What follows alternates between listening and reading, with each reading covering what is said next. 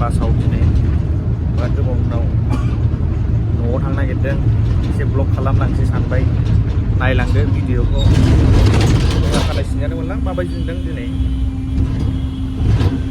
गाबोन एग्जाम दं माने बिटिआरनि एग्जाम बेखायनो थांनो नागिरदों न'आव दा आङो बर्थमान बासाव दङ ISBTआव बास गाखोहैगोन उनावसो जदों खालि मानसिफ्रा गैया फ्रन्ट केमेराजों लादों नालाय ओंखायनो अबाव नायनो माने मोनदों एमा नायलांबाय था गाइस थांगासिनो जालुक नै गाइस जोंना बासआ बशिष्ट लाइननि बास बियो बासआनो खालिथार आंना बेगा नै बेयाव दङ ग्रिन बासाव गाखोगासिनो जोङो बिराद स्पिड खारदों बासआ खिन्थु लाखिथाराखै बांद्राय बारा गोबाव लाखि माने बशिष्ट लाइननि बासआ एसे स्पिड खारो खोमा दानि मालिक नै गाइस आदाबारि बास स्टप मोनफैबाय नैबे पेट्रल पाम्पआवनो बिराद बास थायो आरो पाठशाला तेजपुर रङिया ओरैजाय मोनजोबो आरो बेहाय नोंसोरो जालुकबारियाव बास गाखोहैलायनांलाया आदाबारियाव बास मोनजोबखायो दिनै मानो बासआ गैया एलाय नलबारिनि हाजर थांग्रा ओरैजाय पाठशाला बेहाय मोनजोबगोन आरो बे बासआ एसे खम खोमा थायो बासआ बेयावनो जालुकबारि मोनफैबाय नै लोगोफोर दा मेजिक नागिरबावनांसिगोन जालुकबारिया बेनो नुफेराखैबा नुफेरबायलै नोंसोरबो ओरैनो देखायबाय आरो ब्लगाव दा मेजिक गाखोनोसै सोंसै र' যাব দেরি হবো নাকি এই সিহে না আলি না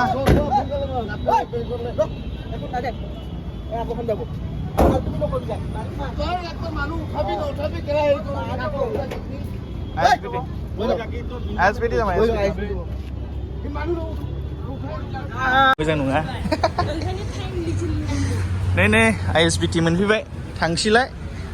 टिकेट दाननांसिगोनलै जोंना क'क्राझार बासआ अबाव दंथाय क'क्राझार बास नागिरनांसिगोन जानो नागिरदोंमोन जानो मोनगोन ना मोनलाथाय रुटिफोर जानानै थांनो नागिरदोंमोन दा थांगासिनो दा जोंना बास दंमोन माबायाव बै साइडजों बास थायो नालाय बासजों थांसै जोङो ओरैनोथ' 10:15 खारो होन्दोंमोन बासआ खिन्थु दा टाइमा नायलाय 10:23 जालायबाय नै बैजों थायोमोन बासआ जोंना बैजोंनो बै साइडजोंनो प्रासि बासजों थांसै गुनगुनबो दं आरो 12:30 खिन्थु बाद लेट जागोन माने मोनाहैयो नालाय गुनगुनजोंबा बेखायनो जों प्रासिजों थांसै दिनै प्रासिजों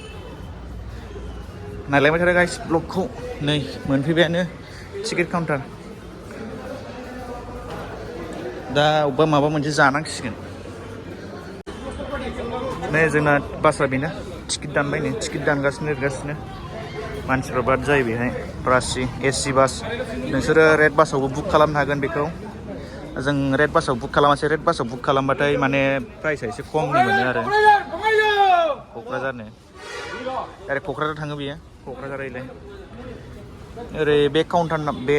नामाबो थायो बे 7आव ओरैनो ओमफ्राय नैबे 6 बिनि गेजेराव थायो आरोना जों खेबसे थांनाया बेलेग कालारसोमोन ओमफ्राय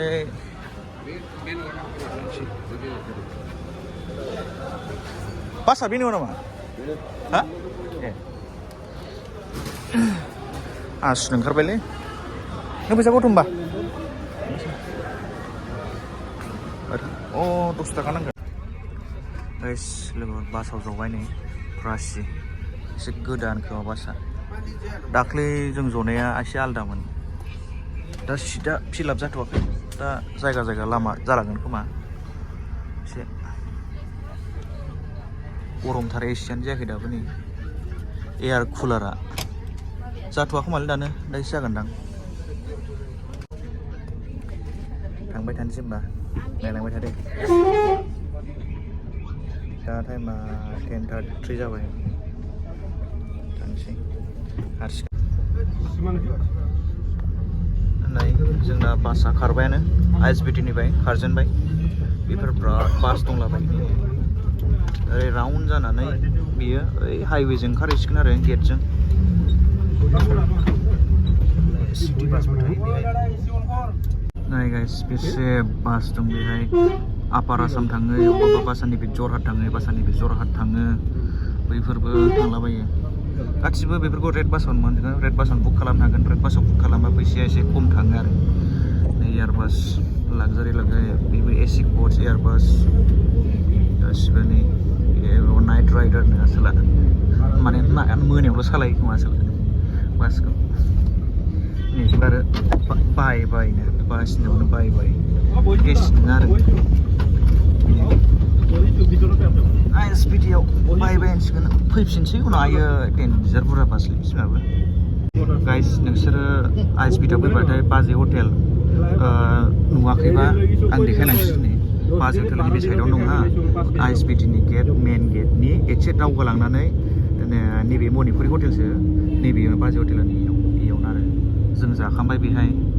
गोथावा गोथाव जायो आरो खिन्थु साबसिनाथ' क'क्राझारनियानो साबसिन गोथाव जायो बेयावनो आरो जों खनसे जाखांबाय बे क'क्राझारनिनो ब्रान्स आरो बेयो माबायाव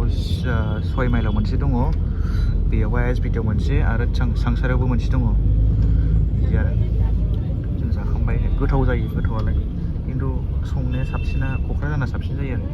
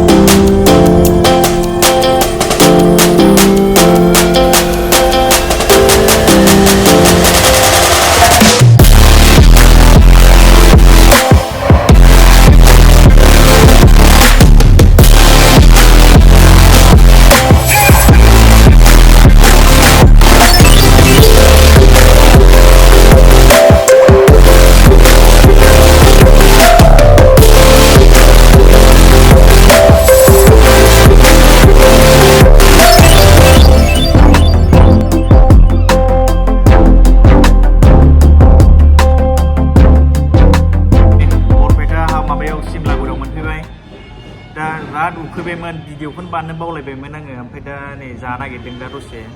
परथा बिहरबाय दा बे रेस्टुरेन्टआव परथा बिनोसै जानोसै दा परथाखौ सिमनागुरि दंफैनो सिमनागुरि देखायगोन आङो सिमनागुरि बास स्टपआव दंफैयो दसे लाखियो आरो बे बैनो जोंना बासआ नैयाव नै जोंना बासआ नै लोगोफोर जागासिनो बिराद गोबावजोंसो फैदों बुस्थुखौनो उखैनायबो हाखालामोन फुंनिफ्रायनो जेबो जायाखैमोन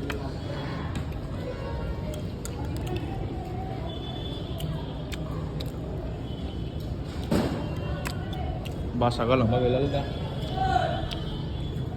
होमबा जाबाय थाथ'नोसै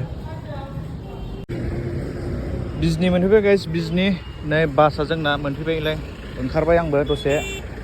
दा आरो फिलफिलि हमनांसिगोनलै बेट्रि रिक्सायाव हमनांसिगोन आरोलाय बेट्रि रिक्सायाव हमसैलाय बेयाव गेरगावबारियाव नायलांबाय थार' गाइस भिडिअखौ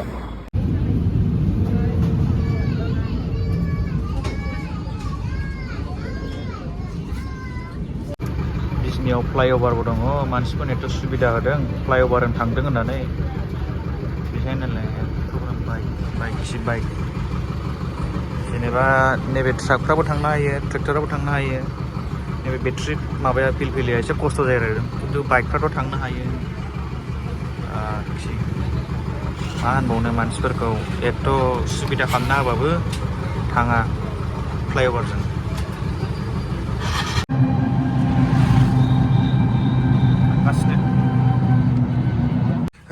नै फाइनालि न'आव मोनफैबाय